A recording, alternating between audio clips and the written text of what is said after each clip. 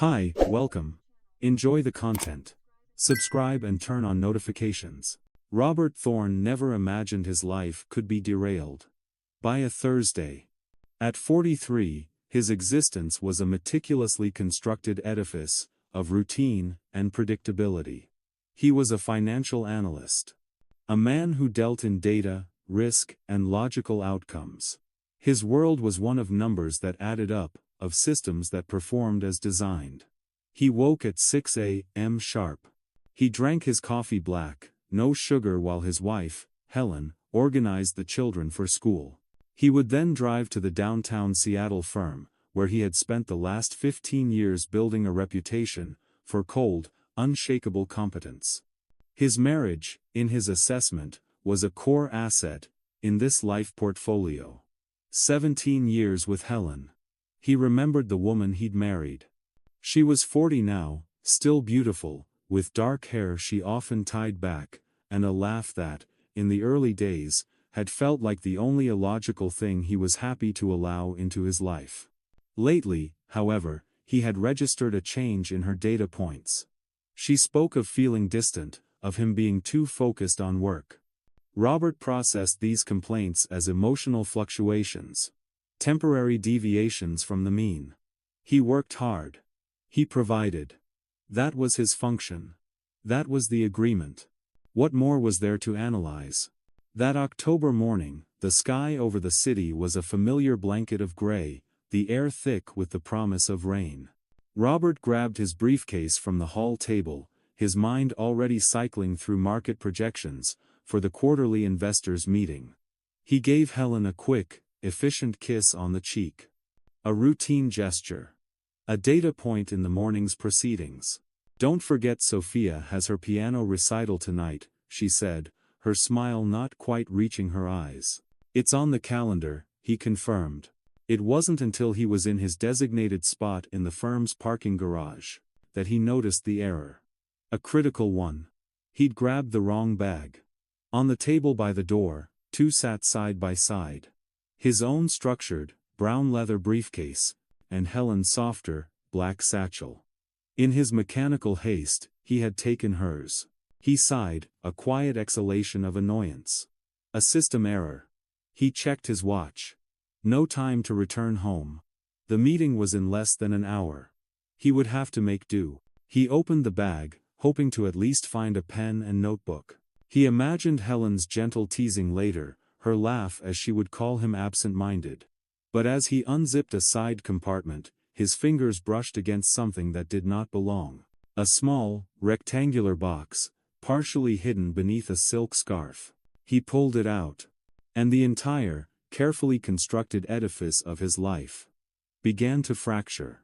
He stared at the packaging, his mind processing the words, with the same cold detachment he used for a stock ticker. Condoms. A sealed box, but the perforated tab had been broken. It was open. He sat frozen in the driver's seat, the box resting in his palm. It was an anomaly. An impossible data point. They hadn't used them in a decade. Not since Leo was born and Helen had undergone a tubal ligation. It was her decision, she'd said. 2 children were enough. She wanted to be free from the worry. Robert had agreed. It was a logical, permanent solution. So why was this here? In her bag? With hands that felt strangely disconnected from his body, he slid the inner tray out. 3 were missing. Maybe 4. He couldn't be sure of the original count. The world outside his BMW seemed to slow down, the distant city hum fading into a low drone. He felt no sudden surge of grief. Instead, a cold, sharp clarity pierced through him. This wasn't a tragedy. This was a problem. A variable that needed to be identified and solved. He took a deep breath, his analyst's mind taking over. He dismissed the easy explanations. They couldn't be old. He turned the box over. The expiration date was printed in small, clear type, 2027. They had been manufactured within the last year. Helen was meticulous. She cleaned out her bag every Sunday. She didn't forget things. Especially not something like this. He was being deceived. The system had been compromised. And Robert Thorne did not tolerate compromised systems. Panic was an inefficient emotional response. Robert did not indulge in it. As he sat in the sterile quiet of his car, the offensive little box on the passenger seat, his mind began to work. He was not a grieving husband. He was an investigator. A confrontation now would be a mistake. It would be driven by emotion, yielding unreliable results. Helen would cry. She would deny. She would obscure the facts. No, he needed data. Hard, irrefutable data. He made a decision. A calculated one. He reached into his wallet and pulled out a small, worn photo he always kept there. It was from their wedding day. A black and white image of him holding Helen from behind, both of them beaming at the camera, their faces filled with the naive certainty of youth. A time when the system was new, and running perfectly. With precise movements, he removed the remaining condoms from their box. He slid the wedding photo inside instead. It fit perfectly. He closed the box, the small click of the cardboard echoing loudly in the car. He would let her find it. He wanted to be there to observe her reaction. To record it. He placed the box back inside her bag, in the exact spot he had found it. Then, he put the bag in the back seat. The meeting could wait. He picked up his phone. "Sandra," he said when his assistant answered, his voice a mask of calm control. "Something has come up. A family emergency. I won't be in today. Postpone the investors' meeting. Reschedule for tomorrow." He hung up before she could ask questions. The first step was to establish a pattern. He opened a secure browser on his phone and logged into the GPS tracking service linked to Helen's SUV. He'd had it installed years ago, a practical measure for safety, he'd told her. A way to find the car if it were stolen, or to help her if she broke down. He never imagined its true purpose would be this. He felt no guilt. He was simply utilizing a tool at his disposal. He pulled up the route history for the last 3 months. And there it was. A pattern. As clear and predictable as a market trend. Every Tuesday and Thursday afternoon, between 2 and 4 p.m., her vehicle traveled to a specific address across town. A luxury condominium building in Queen Anne, overlooking the Sound. The visits were consistent, each lasting approximately 110 minutes. Those were the times Helen claimed she was at her advanced yoga class. Or meeting friends for coffee. Lies. A systematic campaign of misinformation. Robert's stomach didn't churn with sorrow. It tightened with a cold, hard anger. The anger of an analyst who had discovered a meticulously hidden fraud. In his accounts, he zoomed in on the map, committed the address to memory, and started the car. He would go there himself. He needed more information. Before he presented his findings. The condominium was called the Vista. An elegant, glass and steel structure with a uniformed doorman and the subtle glint of security cameras. Robert parked across the street, his engine off, observing. This was a reconnaissance mission. He watched for 10 minutes. People came and went. Delivery vans pulled up to the curb. And that gave him an idea. He got out, retrieved an empty shipping box from his trunk he'd been meaning to recycle, and walked purposefully toward the entrance. He projected an air of hurried professionalism. The doorman, an older man with a weary expression, eyed him as he approached the front desk. "Afternoon," Robert said, his tone brisk. "Delivery for apartment 1204.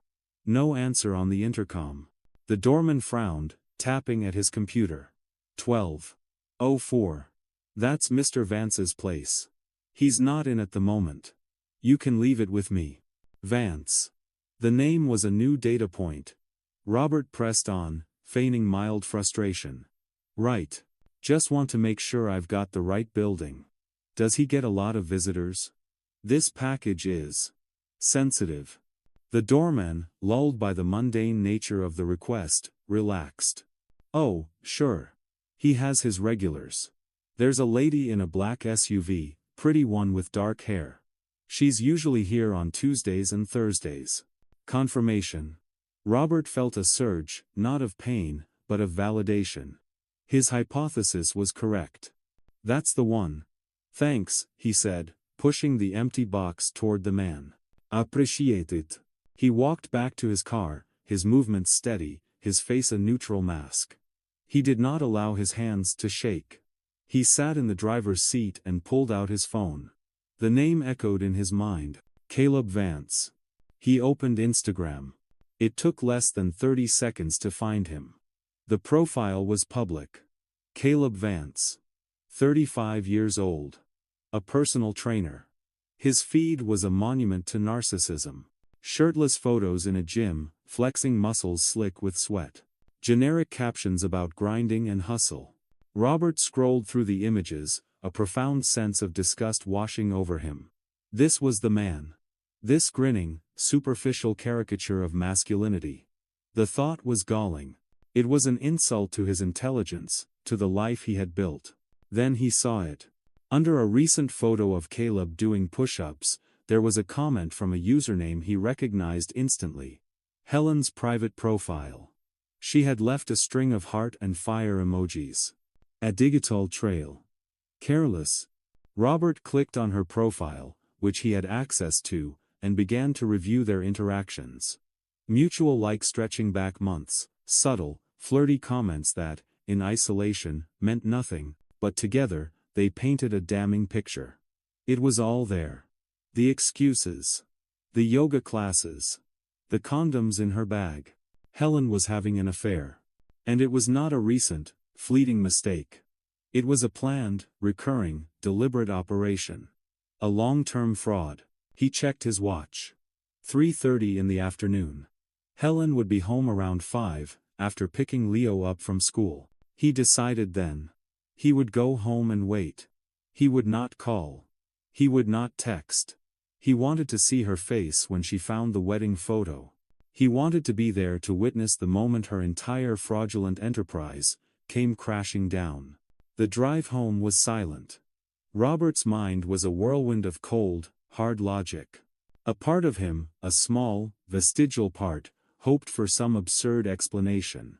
But the analyst in him, the man who trusted data above all else, knew the truth. 17 years of marriage, 2 children, a life constructed piece by piece. And Helen had taken a wrecking ball to it. For a gym trainer. The humiliation was a sharper pain than the betrayal itself. He thought of Sophia and Leo. He would have to protect them. He would have to manage the fallout. He would have to liquidate the damage she had caused. When Helen walked in through the garage door, he was sitting on the living room sofa, waiting. Her bag was on the coffee table in front of him. "Hey, honey," she called out, her voice bright with manufactured cheer. "Sorry I'm late, traffic was terrible." She stopped short when she saw him. She saw his expression, or rather, the lack of one. A perfectly blank slate.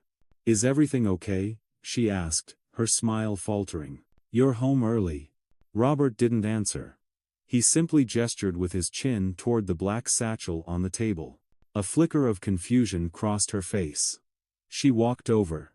"What's wrong? Did you take my bag by mistake?" She gave a nervous little laugh. "I was going to call you." Her voice trailed off. Patrick remained silent. The silence was his weapon. Helen picked up the bag, still not grasping the gravity of the situation. She opened the side compartment, perhaps looking for her phone, and then she froze. He watched as her fingers found the small, rectangular box. He watched as she pulled it out. He watched as her eyes registered not the condoms she had left there, but the black and white image of their wedding day. The color drained from her face. It was a remarkable physiological response.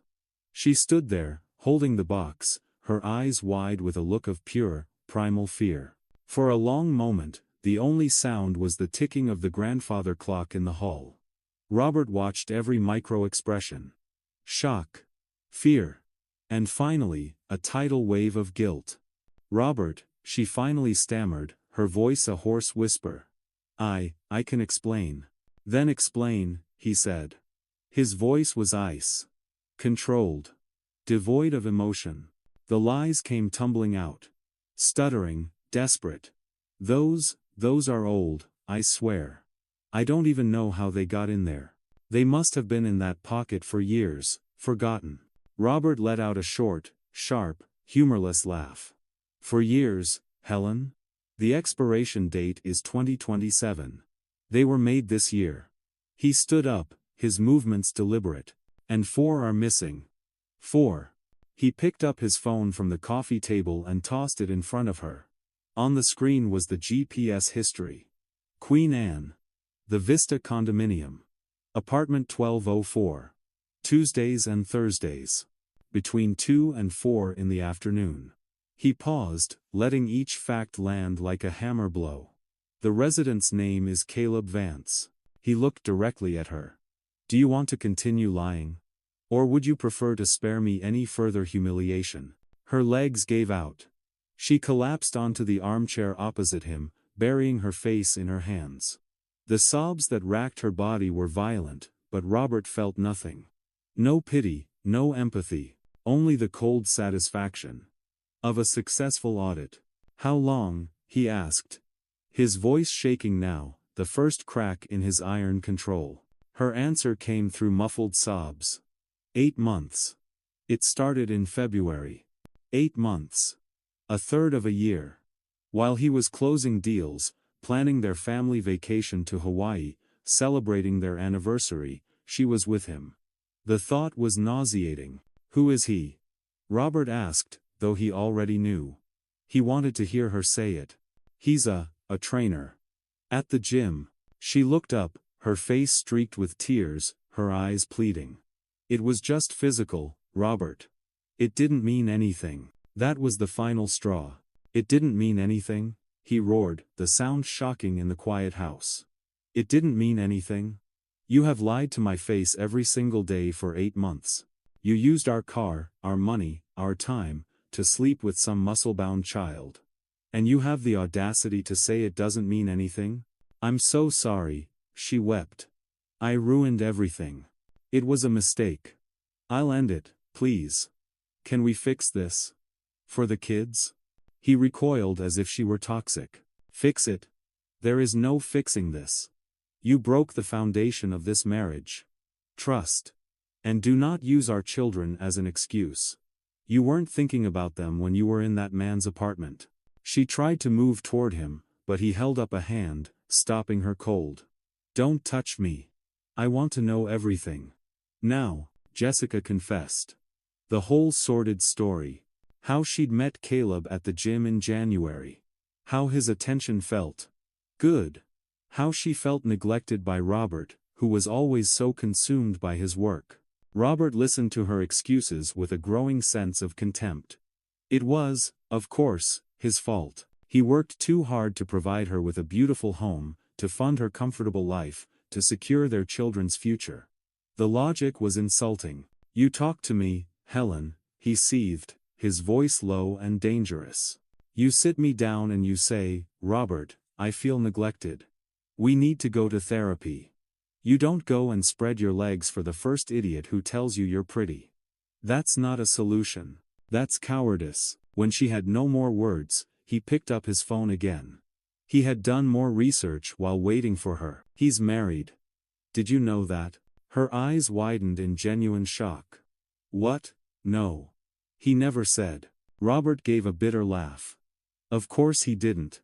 He has a wife. A very successful one, it turns out. And he has a little arrangement on the side for Tuesday and Thursday afternoons. He swiped the screen, showing her the profile of Caleb's wife he had easily found. Tomorrow morning, she will be receiving an email. It will contain screenshots, GPS logs, everything. If my life is going to be ruined, so is his. Robert, no, she pleaded, her face pale with horror. You can't. You'll destroy his life. He leaned in close, his face inches from hers. He already destroyed mine, he whispered. This is just balancing the books. In the days that followed, Robert operated with the surgical precision of a man dismantling a failed company. He hired the most ruthless divorce attorney in Seattle. He compiled all the digital evidence into a neat, undeniable file. He pulled bank statements, flagging suspicious cash withdrawals and purchases she had made.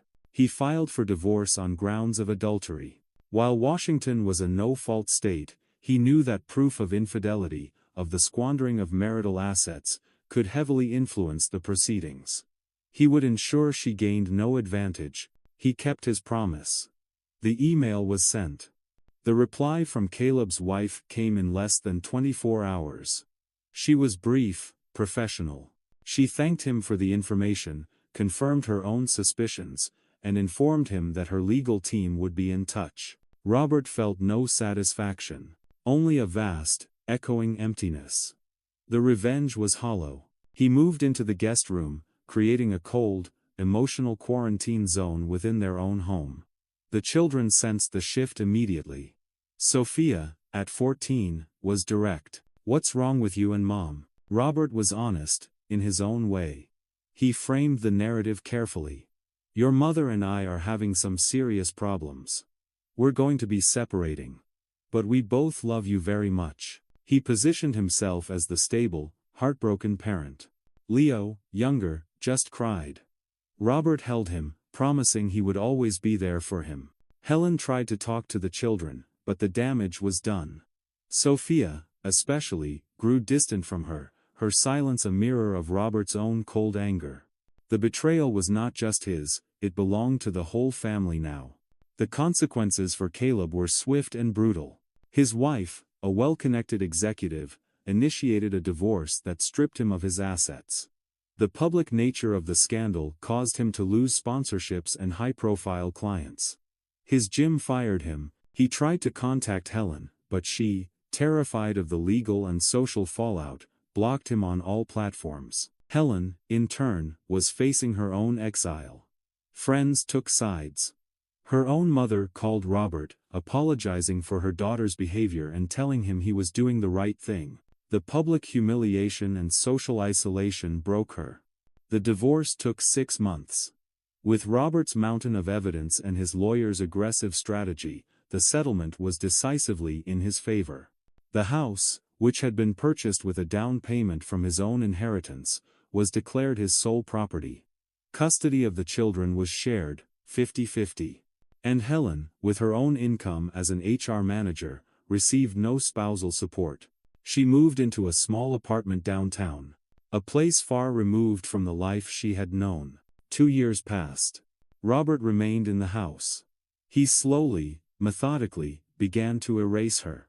He had the master bedroom repainted from a soft blue she had chosen to a stark, modern gray. He replaced the living room furniture. He was not just redecorating, he was rebuilding his system from the ground up, on a new, more secure foundation. He dedicated himself to his children with a renewed, intense focus. He cut back his hours at work. He was at every school event, every parent-teacher conference. He taught Sophia how to drive. He finally taught Leo how to ride his bike without training wheels. He was, by all external measures, the perfect father. He also started therapy. He spoke of the betrayal, the lies, the pain. He processed the grief. Or so he told himself. Slowly, the acute phase of the pain subsided. It became a chronic, low-level ache. A scar. He began to see his friends again. He went hiking, a hobby had neglected. A year after the divorce was finalized, at a university fundraising gala, he met Diana. She was a history professor, 41, divorced, with a teenage son. They talked for hours about fresh starts and the scars left by the past. It was not a passionate, whirlwind romance. It was a calm, logical connection. They started seeing each other. Slowly. Carefully. Building something new, something based on transparency and mutual respect. Diana admired his strength, his resilience. She saw him as a man who had survived a terrible storm. Helen, meanwhile, was on a lonely journey. She reconnected with the children, but the relationship was forever altered. Sophia remained polite, but emotionally distant. Helen went on a few dates, but her reputation preceded her in their old social circles. She eventually changed jobs and moved to a different city, seeking a true fresh start. The final scene of Robert's record takes place on a Sunday afternoon, nearly 3 years after that fateful Thursday. He is in the attic, clearing out old boxes to make space. Diana has helped him pick out new, more efficient storage solutions. In a dusty cardboard box labeled Memories, he finds it. At the bottom, beneath old photo albums and his university diploma, is the small, black and white wedding photo. The very same one he had placed in the condom box. He picks it up. He looks at their smiling faces. The young, hopeful people in the image feel like strangers. He feels a faint pang of something. Nostalgia, perhaps. But it is not pain. It is simply the acknowledgement of a past data point, a project that was once viable but had been terminated due to a catastrophic system failure. He places the photo back in the box. He does not throw it away. It is part of his history, part of the data that shaped his current operating parameters. But now, it is just that, archived. He closes the box, tapes it shut, and pushes it into the farthest, darkest corner of the attic. He walks downstairs. Leo is waiting to play a video game with him. Diana is in the kitchen, the scent of a roast dinner filling the house. His house. His orderly, predictable, secure house. He has learned a valuable lesson. That trust, once broken, is an unacceptable liability. That reclaiming control is more important than forced reconciliation. He smiles. Sometimes, the best outcome isn't the one you originally planned, but the one you build with courage and ruthless efficiency, after the storm has passed. He had weathered the storm. He had won. And his new life, this superior new system, was his reward. Thank you for watching the video. If you enjoyed it, don't forget to subscribe to the channel and turn on notifications so you won't miss any updates. See you next.